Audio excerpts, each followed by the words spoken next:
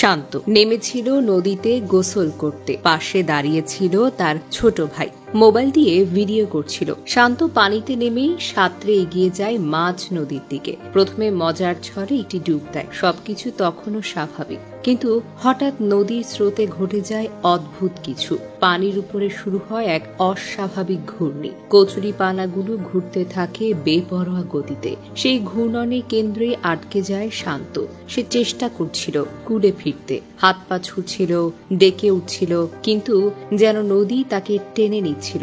পানির ভেতরে তার প্রাণপণ লড়াই স্পষ্ট বোঝা যাচ্ছিল ভিডিওতে। তার ছোট ভাই বিপদ বুঝতে পারেনি, কারণ ঘটনাটি খুব দ্রুত ঘটে। সে কিছু বোঝার আগেই নদীর বুকে হারিয়ে গেল তার ভাই শান্ত।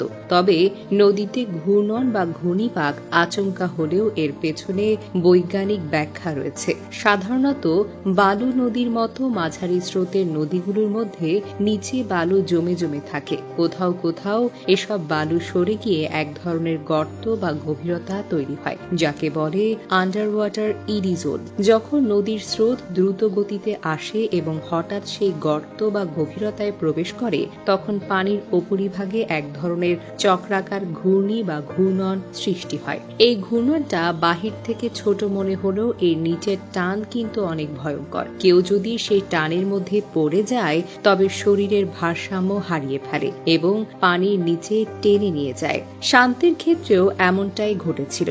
সে কয়েকবার কুলে ফিরতে চেয়েছিল, কিন্তু নদীর এই ঘূর্ণিপাক তাকে বারবার নিচে টেনে নিয়েছে। পানির নিচে বাতাস কমে যাওয়ায় সে দ্রুত দুর্বল হয়ে পড়ে। বিভ্রান্তিকর বিষয় হলো, তার ছোট ভাই ভিডিও করছিল, কিন্তু বুঝতেই পারেনি শান্ত মৃত্যুর সঙ্গে লড়াই করছে। অনেক সময় এমন ঘটনা ঘটে যেখানে চোখের সামনে একটা জীবন নিভে যায়, অথচ কেউ ঠিকমতো বুঝতেও পারে না এটা দুর্ঘটনা না অলৌকিকতা। এই ঘূর্ণনের পেছনে আরো কারণ থাকতে পারে, যেমন ধরুন নদীর বড় কোনো বাঁক, পাড়ের নিচে জমে থাকা মৃত কচুরিপানা, স্রোতের মুখে থাকা গর্ত, এমনকি সেতু বা বাঁধের প্রভাবেও এই ঘূর্ণন তৈরি হতে পারে। বিশেষ করে বর্ষাকালে নদীর নিচে জমে থাকা তলদেশের পরিবর্তনে এসব হঠাৎ ঘূর্ণিপাক তৈরি হওয়াটা অস্বাভাবিক কোনো কিছু নয়। এই ঘটনা শুধু শান্তর নয়, এটি প্রতিটি অভিভাবকের, প্রতিটি ভাইয়ের, প্রতিটি সন্তানের চোখ খুলে দেওয়ার মতো ঘটনা। নদীকে আমরা অবহেলা করি, ভাবি সাঁতার জানলেই তো চলবে, কিন্তু প্রকৃতির বিপরীতে মানুষ খুবই অসহায়। বিশেষ করে বর্ষা মৌসুমে নদীর তলদেশের গঠন বদলায়, অজান্তেও কোথাও গর্ত তৈরি হয়, কোথাও ঘূর্ণি শুরু হয়। কচুরি পানাগুলো ঘুরতে দেখা যায় সাবধান হওয়ার ইঙ্গিত, কারণ নিচে কিছু না কিছু হয়তো ঘটছে।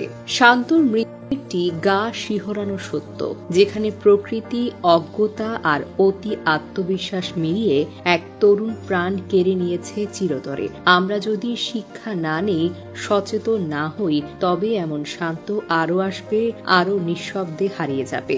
আজ যেই মা ছেলের ছবি বুকে নিয়ে কাঁদছে, আগামীকাল সেই কান্না যেন আপনার ঘর থেকে না ওঠে।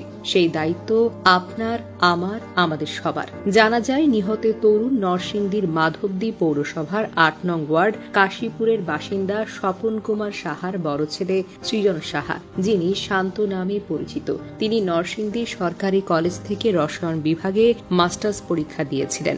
রবিবার দুপুরে পরিবারের সঙ্গে সৃজন সাহা নরসিংদী মাধবদীর কাশীপুরের নিজ বাড়ি থেকে ইছাপুরা এলাকায় তার নানা বাঞ্ছারাম সাহার শ্রাদ্ধ অনুষ্ঠানে যোগ দিতে আসেন।